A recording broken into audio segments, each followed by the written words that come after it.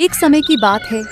एक गांव में रामकिशन नाम के किसान के दो बेटे थे, धर्मवीर और रामू।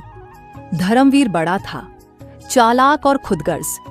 वहीं छोटा बेटा रामू सीधा सादा और भोला। पिता की मृत्यु के कुछ ही दिन बाद धर्मवीर ने चालाकी से वो खेल खेला जिससे उसका भाई टूट गया। देख रामू, जितनी भी जमीन थी ना, अब से वो सब मेरी मानी जाएगी। तेरे हिस्से में तो बस वो पश्चिम वाला बंजर टुकड़ा आया है। भैया, ये क्या कह रहे हो? बाबा ने तो कभी ऐसा नहीं कहा। ये बंटवारा तो गलत है। बाबा ने जो कहा वो मैं जानता हूं, क्योंकि उनके आखिरी वक्त में था। तू तो खेत में हल चला रहा था। अब अगर वहां से कंकड़ भी उगे तो वो भी तेरा नसीब। पश्चिम की जमीन तो बंजर है, वहां कुछ नहीं उगता। क्या मैं जानवर चराऊं वहां? जमीन मिले या पत्थर, तेरा हिस्सा तय हो चुका है। और ज्यादा चू चपड़ की तो याद रख, मैं समझाना भी जानता हूं और दिखाना भी। भैया, आप तो हमेशा कहते थे कि हम एक जान हैं, और आज आप ही सबसे बड़ा धोखा दे रहे हैं। ये दुनिया सीधी बात नहीं समझती और न रिश्तों से पेट भरता है। तेरे हिस्से की जमीन दे दी, अब जा और किस्मत आजमा। भैया, ये आप क्या कह रहे हो? बाबा तो सब कुछ बराबर बांटना चाहते थे। ये बंटवारा तो नाइंसाफी है। जब बाबा मर रहे थे तू खेत में था और मैं उनके पास। जो उन्होंने कहा वो मैंने सुना। अब जो सुनना है मुझसे सुन ले, वरना जा कोर्ट कचहरी का दरवाजा खटखटा। नहीं, मैं नहीं मानता ये सब। बाबा कभी ऐसा नहीं कर सकते। वो मेरे साथ ऐसा अन्याय नहीं कर सकते। उनकी आंखें बंद होने से पहले भी मैं उनके दिल के करीब था। तो फिर जा उन लोगों से पूछ ले जो उस वक्त वहां थे। तेरे भरोसे से ज्यादा मुझे अपने गवाहों पर यकीन है, और अगर फिर भी यकीन ना हो तो केस कर दे मुझ पे। कानून तेरा है, डर मुझे नहीं, बेवकूफ कहीं का। आप सिर्फ मेरे हिस्से की जमीन नहीं ले रहे, आप मेरे बाबा की आत्मा को भी झूठा बना रहे हैं। पर याद रखो, सच्चाई के आगे ना जमीन टिकती है, ना चालाकी। कमला, सुनी तूने भाईजा क्या बोले? हाँ, घर के अंदर से सब सुन लिया मैंने। अरे, लेकिन अब मैं क्या करूं? 2 फसल और सारी अच्छी जमीन तो भाईजा ले गए। अब इस छोटे से टुकड़े में मैं क्या फसल उगाऊंगा? अरे बाप रे, तू ही बता कमला, अब मैं क्या करूं? सुनो रामू, इतनी जल्दी हार नहीं मानते। ऊपर वाला चाहे तो कितनी भी मुसीबत हो, रास्ता निकल ही आता है। सच्ची कमला, तेरी बात से मन में विश्वास जाग रहा है। लेकिन सुन, बड़े भाईजा से झगड़ा तो नहीं करना चाहिए ना, आखिर वो हमसे बड़े हैं। अगली सुबह सूरज की पहली किरण के साथ कमला और रामू उस बंजर जमीन की ओर चल पड़े। दोनों मियाँ बीवी ने मिलकर उस छोटे से खेत में मेहनत शुरू की। पसीने की बूंदें मिट्टी में मिल रही थीं और उनके चेहरों पर हौसले की चमक थी। अरे, मुझे देखकर हंसी क्यों आ रही है? तेरे चेहरे पर तो मिट्टी लग गई है। जा जा अपना चेहरा देख। अरे, तू भी तो भूत चुड़ैल सी लग रही है। रहने दे, रहने दे। तू पहले अपना चेहरा साफ कर। भूत लगूं या चुड़ैल, जब तक इस जमीन पर फसल नहीं उग जाती, मैं मेहनत करती रहूंगी। कमला और रामू सुबह सुबह बंजर खेत में मेहनत कर रहे हैं। तभी धर्मवीर, रामू का बड़ा भाई, अपने 2 साथियों के साथ खेत की मेड़ पर आता है। उसके चेहरे पर व्यंग्य भरी मुस्कान है। अरे रामू, ये क्या तमाशा लगा रखा है? इस बंजर टुकड़े पर फसल उगाने चले हो? ये तो पत्थरों का ढेर है। हाँ हाँ, कोशिश। भाईजा, मेहनत से कुछ भी हो सकता है। हम कोशिश तो कर रहे हैं। अरे ये कोशिश नहीं, पागलपन है। इस मिट्टी में तो घास भी नहीं उगती और तू फसल की बात कर रहा है। कमला, तू भी इसकी इस बेवकूफी में साथ दे रही है। भाईजा, मजाक उड़ाना आसान है, लेकिन हमारी मेहनत का फल दिखेगा, बस समय की बात है। सुनो सुनो, ये दोनों बंजर जमीन को सोने की खान बनाने चले हैं। रामू की ओर सुन। रामू, जब थक जाओ तो मेरे खेत में मजदूरी कर लेना, कम से कम पेट तो भर जाएगा। भाईजा, आपकी बातें सुनकर हंसी नहीं आती, बस दुख होता है। हम अपनी जमीन पर मेहनत करेंगे और एक दिन ये खेत हरा भरा होगा। रामू, इनकी बातों का बुरा मत मानो। जो मेहनत नहीं करते वो दूसरों की मेहनत का मजाक ही उड़ाते हैं। चल, काम पर ध्यान दे। धर्मवीर और उसके साथी हंसते हुए चले जाते हैं। कमला और रामू एक दूसरे को देखते हैं, फिर बिना रुके काम में जुट जाते हैं। धर्मवीर के ताने कमला और रामू के हौसले को डिगा नहीं सके। उनकी मेहनत और विश्वास दिन ब दिन मजबूत होता गया। उस बंजर जमीन में अब नन्हे नन्हे अंकुर दिखने लगे थे, जो उनकी मेहनत की गवाही दे रहे थे। कमला, लगता है ये मिट्टी अब हमारी बात सुनने लगी है। हाँ रामू, मेहनत का फल मीठा होता है, बस थोड़ा और सब्र। दिन बीतते गए और कमला रामू की मेहनत रंग लाने लगी। उस बंजर जमीन में अब हल्की हल्की हरियाली झांकने लगी थी। दोनों का विश्वास और प्यार उस मिट्टी को जीवन दे रहा था। कुछ महीनों की कड़ी मेहनत के बाद पश्चिम वाली बंजर जमीन अब हरी भरी है। सुनहरी फसल हवा में लहरा रही है, मानो सोने की तरह चमक रही हो। धर्मवीर वह अपने 2 नौकरों बाबू और मंगल के साथ खेत की मेड़ पर खड़ा है। अरे ये मैं क्या देख रहा हूँ? जिस बंजर जमीन पर कभी घास तक नहीं होगी, वहाँ ये सुनहरी फसल कहाँ से आ गई? हाँ भैया जी, देखा ना, आपके छोटे भाई और भाभी ने कमाल कर दिया। कमाल? अरे ये कैसे मुमकिन है? इस पथरीली जमीन पर फसल? नहीं नहीं, ऐसा नहीं हो सकता। भैया जी, रामू भैया और कमला भाभी ने दिन रात मेहनत की है। अपने हाथों से बीज बोए, पानी डाला, मिट्टी को तैयार किया। हाँ भैया जी, दोनों बहुत मेहनती हैं। सुबह से शाम तक खेत में डटे रहते हैं। और तुम लोग? मैं तुम्हें जेब भर भर के पैसे देता हूँ और तुम मेरे खेतों में मजे लूटते हो। कुछ दिन मैं यहाँ नहीं आया तो तुम्हारी इतनी हिम्मत हो गई? अरे भैया जी, हम तो... चुप! बाबू, मंगल, मेरी आंखों के सामने से हटो। भागो यहाँ से, निकलो। बाबू और मंगल डरते हुए चले जाते हैं। धर्मवीर अकेला खड़ा रहता है, फसल को देखता है। उसका चेहरा जलन और आश्चर्य से भरा है। सबको बाहर निकाल दूंगा। ये मजदूर मेरे पास मजे करने आए हैं क्या? जेब भर भर के पैसे लेते हैं और काम के नाम पर ठेंगा दिखाते हैं।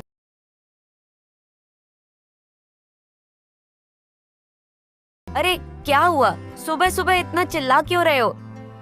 चिल्ला नहीं रहा, सरला। तूने सुना नहीं? छोटे भाई ने उस बंजर जमीन पर ऐसी फसल उगा दी जो मेरी अच्छी जमीन पर भी नहीं होती। सोच सरला, सोच, वो बंजर टुकड़ा और ऐसी सुनहरी फसल। रामू और कमला ने ऐसा कर दिखाया? हाँ, और ये मजदूर बस मेरे पैसे खा रहे हैं। अब धान काटने का वक्त है और ये लोग मजे कर रहे हैं। सुन सरला, इन मजदूरों से धान की बोरियां भंडार में रखवाऊंगा और फिर एक एक को भगा दूंगा। हाँ तुम सही कह रहे हो। पहले इनसे काम निकलवा लो, फिर इन्हें बिना पैसे के कैसे भगाना है ये मैं अच्छे से जानती हूँ।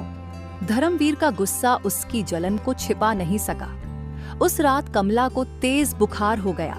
अरे कमला को बुखार है? अरे नहीं नहीं, मैं सुबह तक ठीक हो जाऊंगी, देखना। और तुम्हें ऐसे अकेले थोड़ी ना छोड़ दूंगी जी। अगले दिन सुबह रामू कमला के पास आता है। अरे कमला को तो अभी भी बुखार है। कमला, अरे ओ कमला, सुनो, मैं खेत जा रहा हूँ। मैं भी साथ चलती हूँ जी। अरे पागल हो गई हो क्या? इतनी तेज बुखार में तुम कैसे चलोगी? तुम आराम करो, मैं हूं ना। मैं सांझ से पहले ही सारी फसल काट कर ले आऊंगा। ठीक है जी, पर देख के जाना। अरे तुम्हें डरने की जरूरत नहीं, मैं बहादुर हूं। ऐसा कहकर रामू फसल काटने निकल पड़ता है।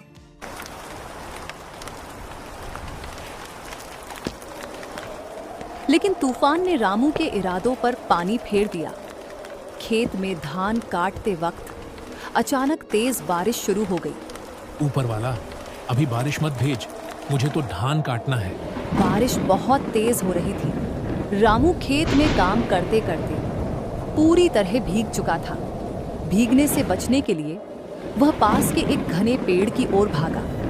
जैसे ही वह पेड़ के नीचे खड़ा हुआ, एक अजीब सी सरसराहट की आवाज आई। अगले ही पल उसके सामने अचानक नागराज प्रकट हो गए। हाय ऊपर वाला, इतना बड़ा सांप, आज तो मैं नहीं बचूंगा।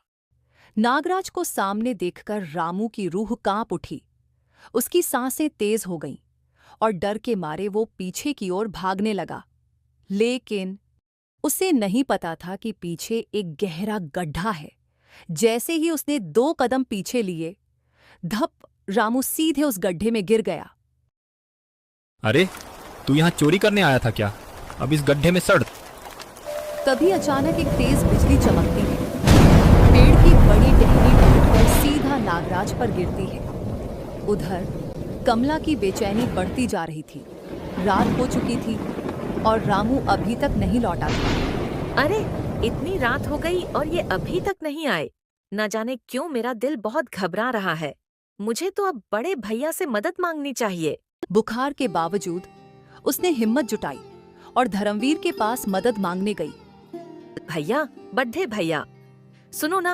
अरे, इतनी रात को क्या हुआ? क्यों चिल्ला रही है? भैया, रामू सुबह सुबह खेत में धान काटने गया था। इतनी रात हो गई, वो अभी तक नहीं लौटा। मेरा दिल बहुत घबरा रहा है। मुझे तेज बुखार है, लेकिन आप एक बार जाकर देख आइए ना। क्या मैं इतनी बारिश में उसे ढूंढने जाऊं? पागल हो गई है क्या? अगर जिंदा होगा तो सुबह लौट आएगा। अब मुझे परेशान मत कर। आपने भी मेरी मदद नहीं की। ठीक है, मैं खुद जाकर देखती हूँ। कमला ने बुखार की परवाह न करते हुए तूफान में खेत की ओर कदम बढ़ाए। बारिश की बूंदें उसके चेहरे पर गिर रही थीं, लेकिन उसका हौसला अडिग था। खेत में पहुंचकर उसने रामू को पुकारा। रामू, तू कहाँ है? रामू, तू कहाँ है? कमला को गड्ढे के पास सांप दिखता है, जो एक टहनी के नीचे दबा है। अरे बेचारा सांप, इतनी बड्ढी टहनी इसके ऊपर गिर पड़ी। मुझे कुछ करना चाहिए। कमला साहस के साथ टहनी हटाती है और सांप आजाद होकर फुफकारता है। तूने मेरी जान बचाई कमला। इतनी रात को यहाँ क्या कर रही है? मेरे पति खेत में धान काटने आए थे, अभी तक नहीं लौटे, इसलिए मैं उन्हें ढूंढने आई हूँ। कुछ देर पहले एक आदमी उस गड्ढे में गिरा था।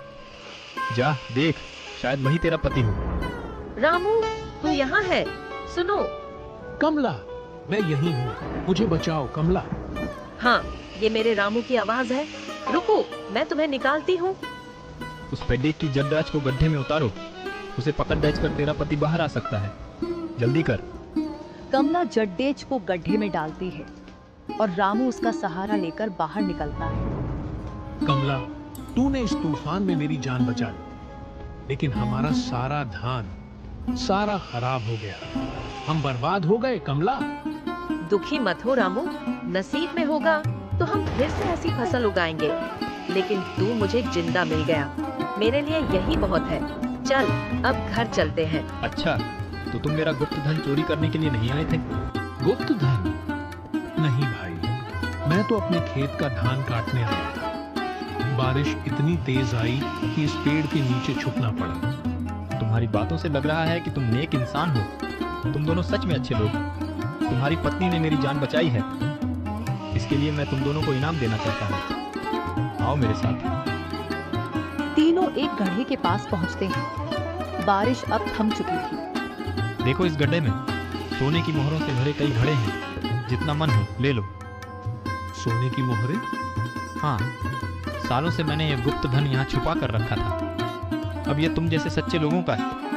हम गरीब हैं, हमारे लिए एक भरा हुआ घड़ा ही बहुत है। अगर चाहो तो 2-4 और भी ले सकते हो। तुम्हारी सच्चाई से मैं बहुत खुश हूँ। जाओ, खुश रहो, सुखी रहो। नहीं नागराज, ज्यादा दौलत मिल जाए तो आदमी बिगड़ जाता है। हमें हमारी जरूरत भर ही चाहिए। दोनों उस गड्ढे को लेकर अपने घर की ओर चल पड़ते हैं। छोटा भाई कहाँ चला गया? इतनी रात हो गई, अभी तक लौटा नहीं। मर तो नहीं गए दोनों? अगर मर गए तो सारा फायदा मेरा होगा। तभी धर्मवीर और उसकी पत्नी छत से रामू को कंधे पर घड़ा लिए जाते हुए देखते हैं। अरे देखो, उसके पास कोई कलश है, कहीं इन्हें धुनाना तो नहीं मिल गया? चलो चलो, दीवार के पीछे कान लगाकर सुनते हैं। घर के अंदर अब इस सोने से भरे घड़े को कहाँ छुपाए? आज रात इसे बिस्तर के नीचे रख देते हैं। सुबह होते ही किसी सुरक्षित जगह पर रख देंगे। उन्हें तो मोहर मिल गई है, अब ये बहुत अमीर बन जाएंगे। लेकिन मैं इन्हें अमीर नहीं बनने दूंगा। अरे ये क्या है? इस घड़े में क्या है? ये तो सोने की मोहरें हैं। कहाँ से मिला? भगवान ने दिया है। ये सब मैं नहीं मानता। अगर तुमने सच सच नहीं बताया तो पुलिस को बुला लाऊंगा। फिर रामू डर के मारे जो कुछ खेत में हुआ था सब कुछ बता देता है। अच्छा, तो ये राज है? पर तू तो बड़ा ही बेवकूफ निकला जो बस एक घड़ा लेकर चला आया। अब देखना, मैं वहां का सारा धन लेकर आऊंगा। चलो सरला चलो। फिर दोनों मियाँ बीवी उस गड्ढे के पास पहुंच जाते हैं। चलो गड़ा खोद के बाकी सोना निकालो। तो तुम दोनों मेरा गुप्त धन चुराने आए हो? दफा हो जाओ मेरे सामने से, वरना अभी के अभी टुकड़े टुकड़े कर दूंगा। तू मुझे मार डालेगा? अब देख मैं तेरा क्या हाल करता हूँ। नागराज अब अपने असली रूप में आने लगे। वे धीरे धीरे बड़े होने लगे। उनकी आंखों में क्रोध था, जिसे देखकर धर्मवीर और उसकी पत्नी सरला पीछे की ओर हटने लगे। तभी पैर फिसलने से वे उसी गड्ढे में गिर गए। नागराज के क्रोध से धरती कांप उठी और फिर उन्होंने शाप दिया। तुम दोनों लालची हो, इसलिए अब तुम यहीं भूत बनकर पहरा दोगे हमेशा के लिए।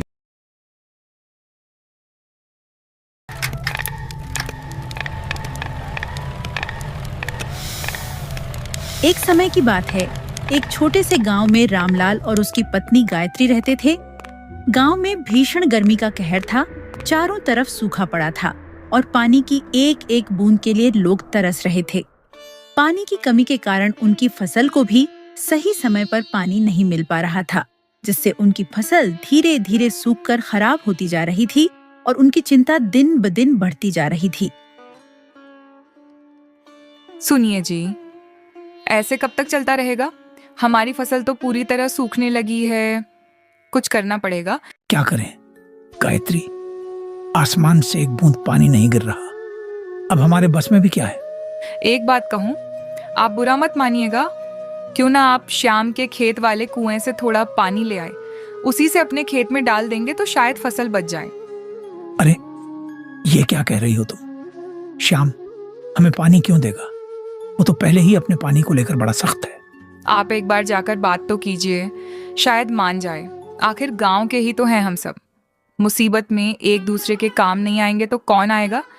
नहीं गायत्री, मुझे नहीं लगता वो मानेगा। बेकार में अपमान ही होगा। आप कोशिश तो कीजिए। अगर हम कोशिश ही नहीं करेंगे तो हमारी फसल कैसे बचेगी? देखिए ना, हर दिन हालत और खराब हो रही है। मेरे लिए नहीं, अपनी मेहनत के लिए सोचिए। पूरे साल की कमाई इसी फसल पर टिकी है।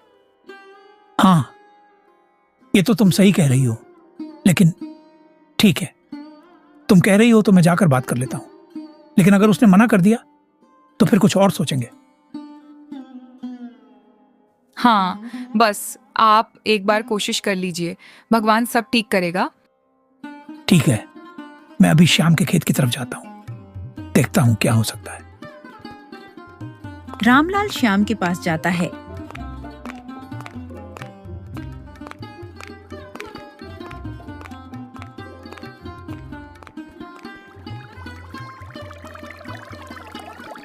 श्याम भैया नमस्ते, मैं आपसे एक जरूरी बात करने आया हूं। इस बार सूखे ने हालात बहुत खराब कर दिए हैं। मेरी फसल पूरी तरह सूखने की कगार पर है।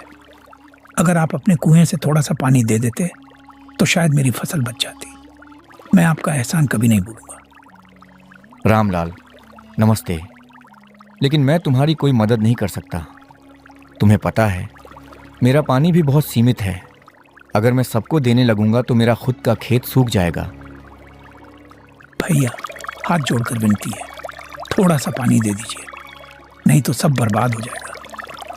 नहीं रामलाल, मैंने एक बार कह दिया ना, मैं पानी नहीं दे सकता, चाहे तुम जितनी भी विनती कर लो। भैया मैं बस थोड़ा सा ही पानी मांग रहा हूँ, जितने में मेरी फसल बच जाए। आप चाहें तो बाद में मैं आपका पूरा हिसाब चुका दूंगा। भैया दया कीजिए, मेरी साल भर की मेहनत बर्बाद हो जाएगी। मेरे घर का गुजारा भी इसी फसल पर टिका है। हर किसी को अपनी अपनी परेशानी खुद ही संभालनी पड़ती है। तुम भी कोई और उपाय सोचो, मुझसे पानी की उम्मीद मत रखो। रामलाल लौटकर अपने खेत में आ जाता है और अपनी पत्नी को पूरी घटना विस्तार से बताता है। गायत्री, मैं श्याम के पास गया था, उससे बहुत विनती की, हाथ जोड़कर भी कहा, लेकिन उसने साफ मना कर दिया। कह रहा था कि उसका पानी भी सीमित है और वो किसी को नहीं दे सकता। मैंने उसे समझाने की बहुत कोशिश की, लेकिन वो नहीं माना। अब समझ नहीं आ रहा क्या करें। हमारी फसल तो अब पूरी तरह बर्बाद हो जाएगी। मुझे पहले से ही अंदाजा था कि वो आसानी से नहीं मानेगा, लेकिन अब हमें हार नहीं माननी चाहिए। सुनिए, क्यों ना हम अपना खुद का कुआं खुदवा लें। इससे हमें किसी के आगे हाथ नहीं फैलाना पड़ेगा और हमेशा के लिए पानी की समस्या भी खत्म हो जाएगी। कुआं खुदवाना इतना आसान नहीं है गायत्री, इसमें बहुत ज्यादा खर्च आता है। हमारे पास इतने पैसे कहाँ हैं? मैं जानती हूँ कि खर्च ज्यादा है, लेकिन इसके अलावा कोई और रास्ता भी तो नहीं है। आप गांव के मुखिया के पास जाइए, उनसे कर्ज मांग लीजिए। जब फसल अच्छी होगी तो धीरे धीरे चुका देंगे। हाँ, बात तो तुम्हारी सही है। अगर अभी कुछ नहीं किया तो सब खत्म हो जाएगा। ठीक है, मैं कल ही मुखिया जी से बात करता हूँ। हाँ, यही सही रहेगा। भगवान पर भरोसा रखिए, सब अच्छा होगा।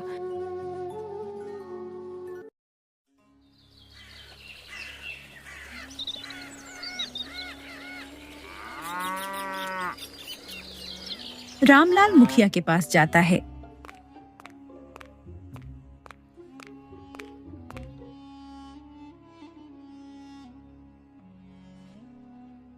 प्रणाम मुखिया जी।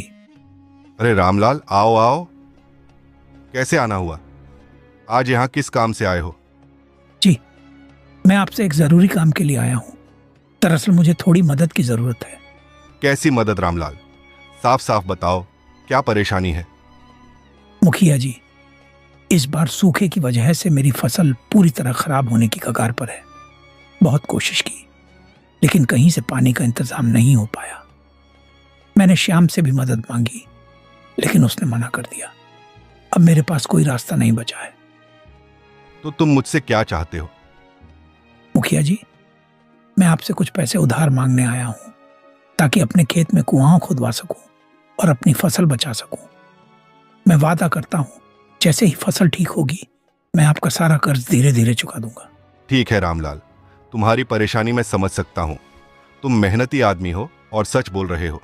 मैं तुम्हें पैसे देने के लिए तैयार हूं, लेकिन ध्यान रखना, समय पर कर्ज चुकाना होगा। जी मुखिया जी, आपका बहुत बहुत धन्यवाद। मैं आपका यह एहसान कभी नहीं भूलूंगा और समय पर आपका सारा पैसा चुका दूंगा। रामलाल मुखिया से कर्ज लेकर घर लौट आता है।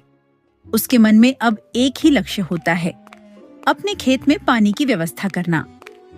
अगले ही दिन सुबह सुबह वह मजदूरों को बुलाकर अपने खेत में कुआं खुदवाने का काम शुरू करवा देता है। दिन रात मेहनत चलती रहती है। खुदाई के दौरान कई मुश्किलें भी आती हैं, लेकिन रामलाल हिम्मत नहीं हारता। लगभग 3 से 4 दिनों की लगातार मेहनत के बाद आखिरकार कुआं पूरी तरह तैयार हो जाता है। उस दिन शाम तक कुआं खुदकर तैयार खड़ा था, मानो रामलाल की मेहनत का फल सामने हो। अपने खेत में बना हुआ कुआं देखकर रामलाल और गायत्री की आंखों में खुशी झलक उठती है। दोनों को अब उम्मीद बंध जाती है कि उनके खेतों में हरियाली जरूर लौटेगी और उनकी जिंदगी फिर से संवर जाएगी। देखिए जी, आखिरकार हमारा कुआं बन ही गया। कितनी मेहनत की आपने। आज सच में दिल खुश हो गया। अब हमें किसी के सामने हाथ नहीं फैलाना पड़ेगा। अपने ही खेत में पानी होगा, हमारी फसल भी बच जाएगी। मुझे पूरा भरोसा है, अब हमारे दिन बदलने वाले हैं। हाँ गायत्री, ये सब तुम्हारी समझदारी की वजह से ही हुआ है। अगर तुम मुझे हिम्मत ना देती तो शायद मैं कभी ये कदम नहीं उठा पाता। आज इस कुएं को देखकर लग रहा है कि हमारी मेहनत सफल हो गई। अब हमारी फसल जरूर लहलहाएगी और हमारी जिंदगी फिर से पटरी पर आ जाएगी। बस अब भगवान से यही दुआ है कि ये कुआं हमेशा भरा रहे और हमारे खेतों में हमेशा हरियाली बनी रहे। हाँ, अब चलो घर चलते हैं। कल से नई शुरुआत करेंगे, अपने खेत को फिर से हरा भरा बनाएंगे। रामलाल और गायत्री खुशी खुशी अपने घर लौट आते हैं। दोनों के चेहरे पर सुकून था, क्योंकि अब उन्हें पानी की कोई चिंता नहीं रह गई थी। दिन भर की मेहनत के बाद वे चैन की नींद सो जाते हैं। लेकिन अगली सुबह दोनों जल्दी उठकर उत्साह के साथ अपने खेत की ओर निकलते हैं। मन में नए सपने और उम्मीदें लिए जब वे खेत पर पहुंचते हैं तो वहां का नजारा देखकर दंग रह जाते हैं। उनकी आंखें अविश्वास से फैल जाती हैं। जहां कल तक पानी से भरा हुआ कुआं था, वहां अब सिर्फ सूखी मिट्टी पड़ी थी। कुएं का नामो निशान तक नहीं था। यह सब देखकर रामलाल और गायत्री के होश उड़ जाते हैं। उनकी खुशी पल भर में डर और चिंता में बदल जाती है। दोनों समझ ही नहीं पाते कि आखिर रातों रात ऐसा कैसे हो गया। ये कैसे हो गया? कल तक तो यहाँ हमारा कुआं था, पानी से भरा हुआ। ये सब अचानक गायब कैसे हो सकता है? मुझे तो यकीन ही नहीं हो रहा। कहीं हम सपना तो नहीं देख रहे थे?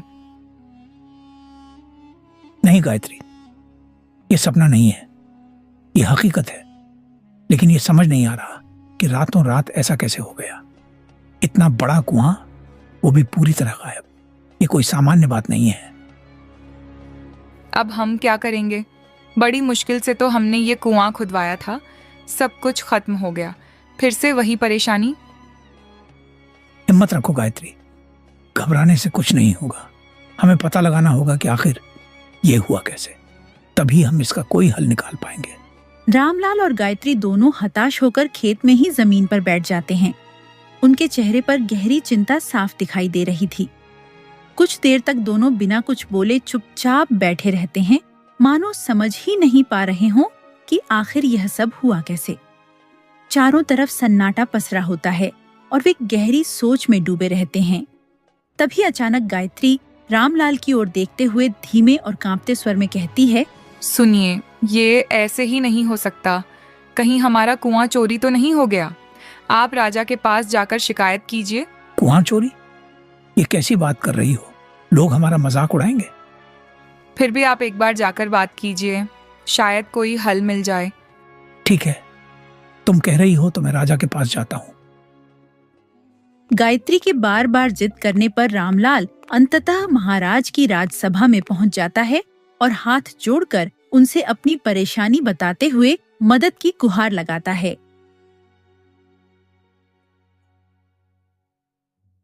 महाराज प्रणाम, मैं आपके पास अपनी एक बड़ी परेशानी लेकर आया हूँ। मैंने अपने खेत में बड़ी मेहनत से कुआं खुदवाया था, लेकिन रातों रात मेरा कुआं गायब हो गया, जैसे किसी ने उसे चुरा लिया हो। मैं आपसे न्याय की गुहार लगाता हूँ महाराज, कृपया मेरी मदद कीजिए। क्या कहा तुमने? कुआं चोरी हो गया? ये कैसी अजीब बात कर रहे हो तुम? भला कोई कुआं भी चुरा सकता है? मुझे तुम्हारी बात पर विश्वास नहीं हो रहा। सेनापति, क्या ऐसा संभव है कि कोई कुआं चोरी हो जाए? महाराज, यह असंभव है। कोई भी व्यक्ति इतना बड़ा कुआं कैसे चुरा सकता है? मुझे लगता है यह व्यक्ति झूठ बोल रहा है। नहीं महाराज, मैं सच कह रहा हूं। मैंने खुद अपने खेत में कुआं खुदवाया था। गांव के मुखिया से कर्ज लेकर मैंने यह काम करवाया था। अगर आपको विश्वास नहीं है तो आप मुखिया से पूछ सकते हैं। सेनापति, तुरंत गांव के मुखिया को दरबार में पेश किया जाए।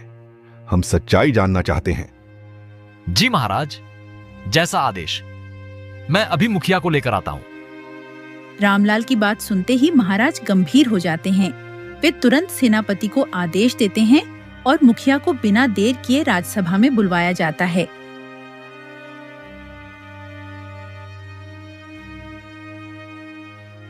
महाराज, रामलाल सच कह रहा है। ये मेरे पास आया था और कुआं खुदवाने के लिए मुझसे कर्ज लिया था। मैंने ही इसे पैसे दिए थे ताकि ये अपने खेत में कुआं खुदवा सके।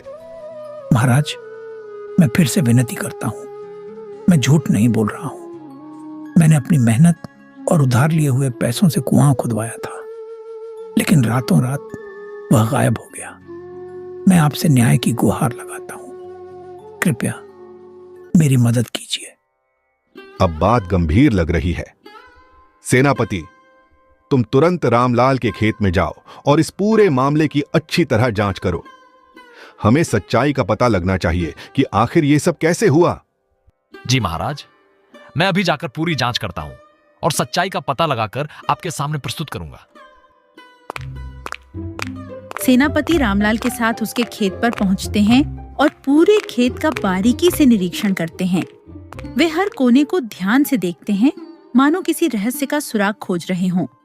चारों ओर गहरी नजर दौड़ाने के बाद भी उन्हें कुछ साफ समझ नहीं आता। कुछ देर तक जांच पड़ताल करने के बाद सेनापति गंभीर चेहरे के साथ वापस महल की ओर लौट जाते हैं। ताकि महाराज को पूरी स्थिति की जानकारी दे सकें। महाराज, मैंने रामलाल के खेत का अच्छी तरह निरीक्षण किया। हर कोने को ध्यान से देखा, लेकिन वहां कुछ भी असामान्य नहीं मिला। न तो कुएं के होने का कोई पक्का निशान है और न ही किसी तरह की खुदाई के सबूत दिखाई दिए। ऐसा लग रहा है जैसे वहां कभी कुआं था ही नहीं। अगर वहां कोई निशान ही नहीं मिला तो इसका मतलब साफ है कि ये सब एक भ्रम या गलत फहमी है। हमें बिना सबूत के ऐसी बातों पर विश्वास नहीं करना चाहिए। इस मामले को यहीं समाप्त समझा जाए। भीषण गर्मी का कहर पूरे इलाके में छाया हुआ था। धरती तपकर जैसे आग बन चुकी थी। हवा भी गर्म और झुलसा देने वाली चल रही थी। ऐसे में शाम धीरे धीरे ढलती है, लेकिन गर्मी की तपिश अब भी कम नहीं होती। रामलाल और गायत्री निराश होकर अपने खेत में ही चुपचाप बैठे रहते हैं। उनके चेहरे पर थकान, चिंता और बेबसी साफ झलक रही होती है। तभी अचानक कुछ अजीब होता है। उनके सामने ही वही कुआं एक बार फिर प्रकट हो जाता है और देखते ही देखते उस कुएं से ठंडा पानी बाहर निकलकर बहने लगता है, मानो जलती हुई धरती को राहत देने आ गया हो। यह अद्भुत दृश्य देखकर रामलाल और गायत्री दोनों सन्न रह जाते हैं। जहां एक तरफ भीषण गर्मी ने सब कुछ सूखा दिया था, वहीं अचानक इस रहस्यमयी कुएं का प्रकट होना उन्हें हैरान और हैरत में डाल देता है। ये कैसे हो गया? हमारा कुआं वापस आ गया। ये तो किसी चमत्कार से कम नहीं है। कल तक यहाँ कुछ भी नहीं था और अब अचानक फिर से वही कुआं। मुझे तो कुछ समझ ही नहीं आ रहा। सच में ये बहुत अजीब है, लेकिन अभी सोचने का समय नहीं है। जब कुआं वापस आ ही गया है तो चलो जल्दी से खेतों में पानी डाल देते हैं। दोनों घबराए और उत्साहित होकर तेजी से कुएं के पास भागते हैं। रामलाल तुरंत एक मटका उठाता है, उसे रस्सी से मजबूती से बांधता है और कुएं के अंदर डाल देता है। गायत्री उम्मीद भरी नजरों से कुएं की ओर देखती रहती है। कुछ ही पलों बाद रामलाल रस्सी को खींचकर मटके को बाहर निकालता है, लेकिन जैसे ही मटका ऊपर आता है, दोनों के चेहरे उतर जाते हैं। मटके में एक बूंद भी पानी नहीं होता। यह देखकर दोनों और भी हैरान और परेशान हो जाते हैं। जो कुआं बाहर से पानी उफनता हुआ दिख रहा था, उसके अंदर से एक बूंद पानी तक नहीं निकल पा रहा था। यह रहस्य अब और भी गहरा हो चुका था। ये क्या हो रहा है? बाहर से तो कुआं पानी से भरा हुआ दिख रहा था, लेकिन अंदर से एक बूंद भी नहीं निकल रही। ये कैसे मुमकिन है? ये जरूर कोई रहस्य है। कुछ तो गड़बड़ है। अब गायत्री खुद आगे बढ़ती है। वह कुएं के पास जाती है, मटके को फिर से रस्सी से बांधकर अंदर डालती है और पूरी उम्मीद के साथ पानी निकालने की कोशिश करती है। उसकी आंखों में एक आखिरी उम्मीद झलक रही होती है, लेकिन जब वह मटका ऊपर खींचती है तो इस बार भी वही नतीजा सामने आता है। मटका पूरी तरह खाली होता है। यह देखकर दोनों के चेहरे पर चिंता और डर और भी गहरा हो जाता है। मुझे तो अब बहुत डर लग रहा है। ये सब बिल्कुल ठीक नहीं है। इस कुएं में जरूर कुछ गड़बड़ है। हमें यहाँ से दूर ही रहना चाहिए। जितना जल्दी हो सके इस जगह से निकल चलते हैं। हाँ, तुम सही कह रही हो। ये सब सामान्य नहीं है। चलो अभी के लिए घर चलते हैं, बाद में सोचेंगे क्या करना है। फिर दोनों पति पत्नी उदास मन से अपने घर लौट आते हैं। पूरी रात वे इसी अजीब घटना के बारे में सोचते रहते हैं, लेकिन उन्हें कुछ समझ नहीं आता।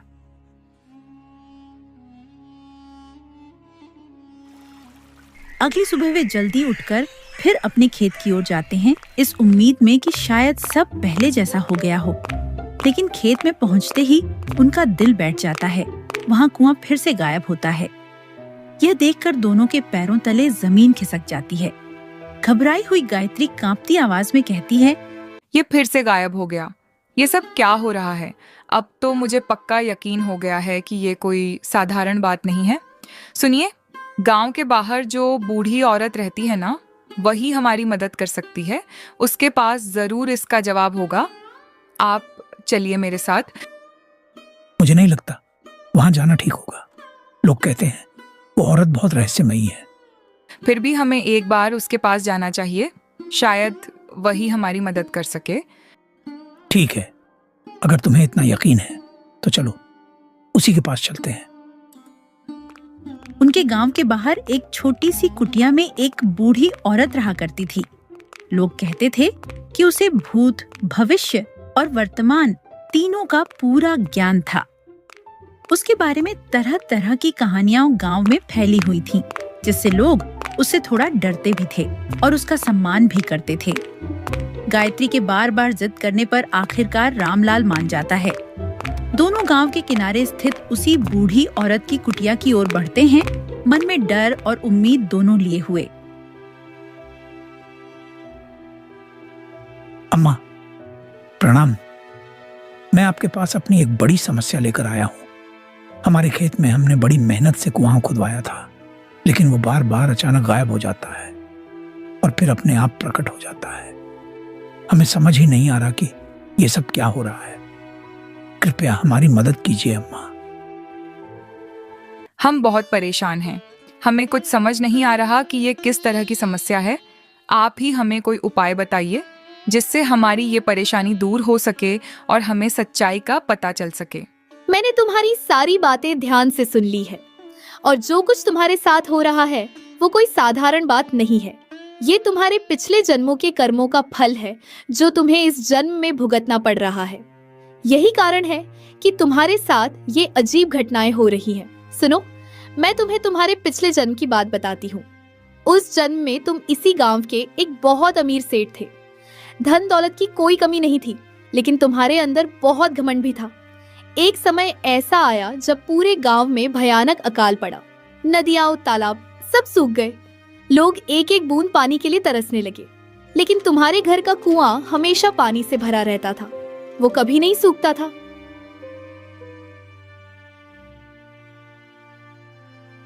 सेठ जी, दया कीजिए, मैं बहुत दूर से आई हूँ। घर में एक बूंद पानी नहीं है।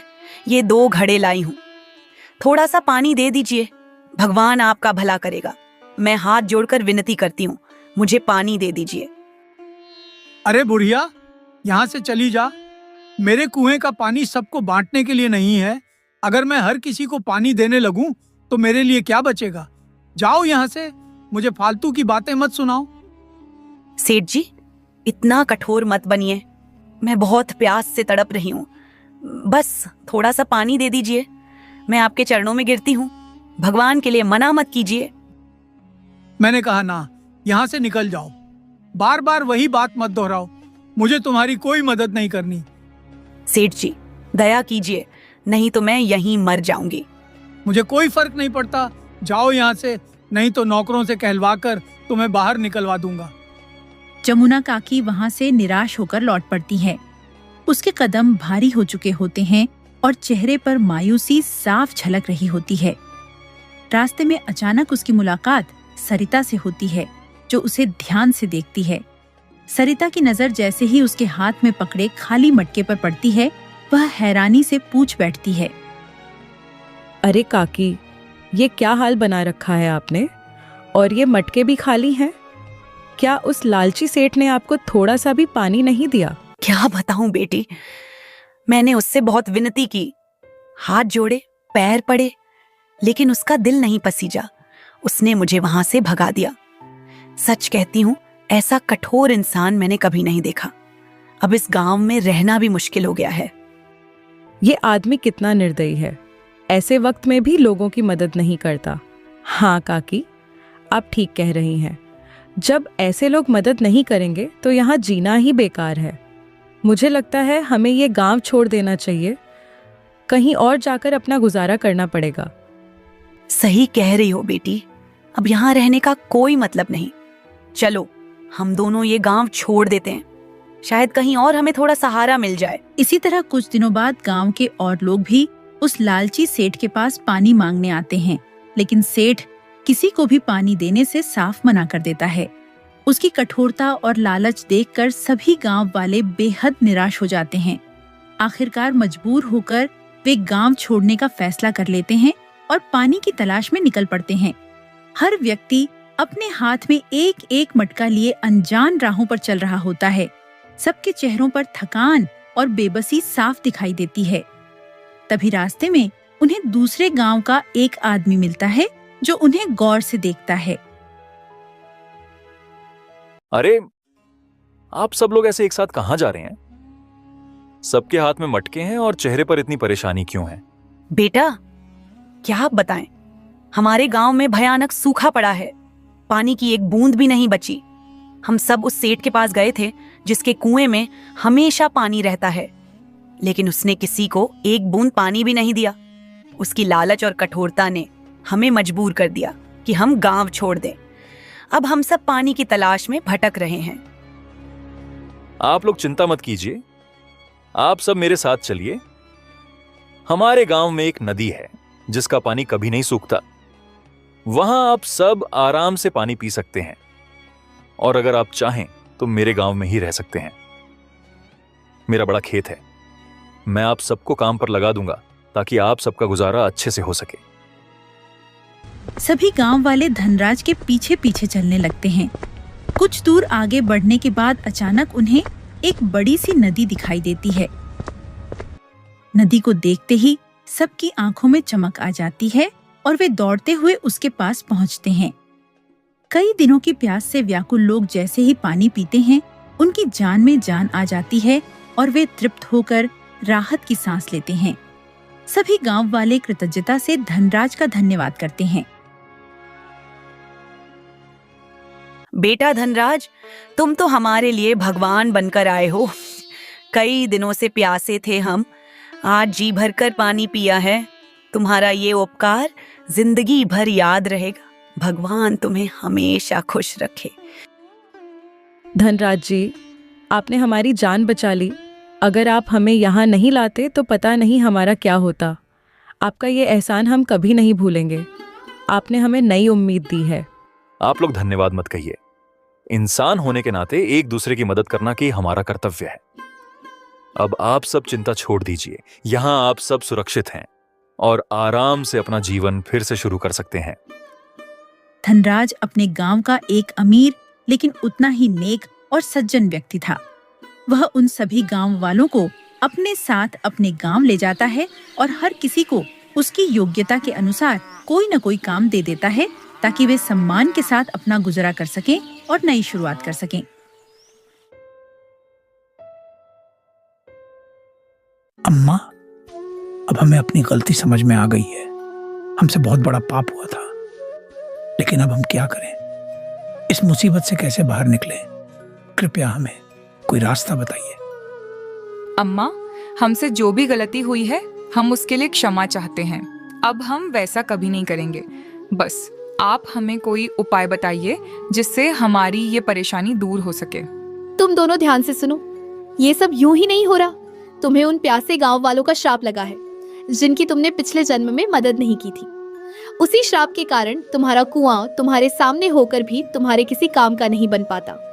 यही वजह है कि कभी वह दिखाई देता है और कभी गायब हो जाता है। यही तुम्हारे कर्मों का फल है। लेकिन इसका एक उपाय भी है।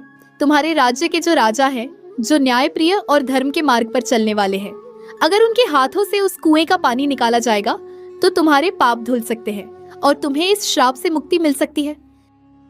गायत्री और रामलाल बूढ़ी औरत की सारी बातें ध्यान से सुनने के बाद सीधे राजमहल की ओर निकल पड़ते हैं। उनके मन में अब इस रहस्य को सुलझाने की उम्मीद जाग चुकी होती है।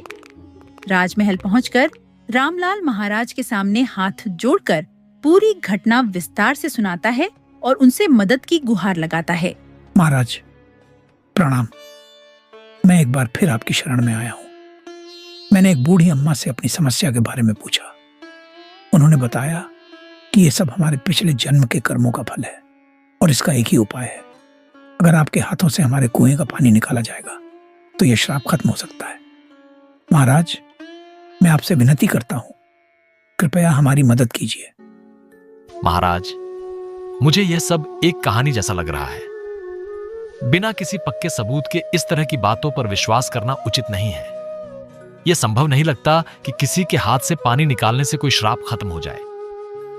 सेनापति, कभी कभी ऐसी बातें भी सच होती हैं जो समझ से परे होती हैं। अगर इससे किसी की मदद हो सकती है तो हमें एक बार प्रयास जरूर करना चाहिए। रामलाल, मैं तुम्हारी मदद करने के लिए तैयार हूं। चलो अभी तुम्हारे खेत चलते हैं। थोड़ी ही देर में राजा, सेनापति, रामलाल और अन्य लोग रामलाल के खेत में पहुंच जाते हैं। सेनापति उस बूढ़ी औरत को भी साथ लेकर आता है। जैसे ही राजा खेत में कदम रखते हैं, सभी के सामने वह रहस्यमयी कुआं एक बार फिर प्रकट हो जाता है। यह दृश्य देखकर सब लोग आश्चर्य में पड़ जाते हैं। राजकुमार आगे बढ़कर कुएं के पास पहुंचता है, उसे ध्यान से देखता है और फिर मटके को रस्सी से बांधकर कुएं में डालता है। जब वह मटके को बाहर खींचता है तो इस बार वह पानी से लबालब भरा हुआ होता है। यह देखकर वहां मौजूद सभी लोग हैरान रह जाते हैं। अम्मा, देखिए, सच में चमत्कार हो गया। मेरा कुआं वापस आ गया और इस बार इसमें सच में पानी भी है। अब हमारी सारी परेशानी खत्म हो गई। ये कोई चमत्कार नहीं है बेटा, ये तुम्हारे पिछले जन्म के पाप धुलने का परिणाम है। जब इंसान अपने किए हुए कर्मों का फल भोग लेता है और अपनी गलती को समझकर सही रास्ते पर चलने का फैसला करता है, तभी उसे मुक्ति मिलती है। तुम्हारे साथ भी वही हुआ है। लेकिन एक बात हमेशा याद रखना, अब जब भी किसी को पानी की जरूरत हो, उसकी मदद जरूर करना। किसी जरूरतमंद को कभी खाली हाथ मत लौटाना और अपने मन में कभी घमंड मत आने देना। इंसान की सबसे बड़ी पहचान उसका अच्छा व्यवहार और दया होती है। अगर तुमने इसे याद रखा तो तुम्हारी जिंदगी हमेशा सुखी और शांत रहेगी। आपका बहुत बहुत धन्यवाद अम्मा, आपने हमें सही रास्ता दिखाया।